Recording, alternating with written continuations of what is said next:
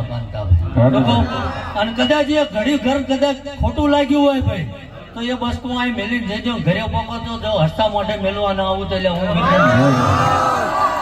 એટલે ગોવિંદા હવનું હારું મજા આનંદ બોલું છું ભાઈ. ત્યાં ટવકા પાડી જાય એટલે લેજો વાળું મારા માજવના ડુંગરે થી ઉતર્યો છું પાછો જતો રહું ભાઈ.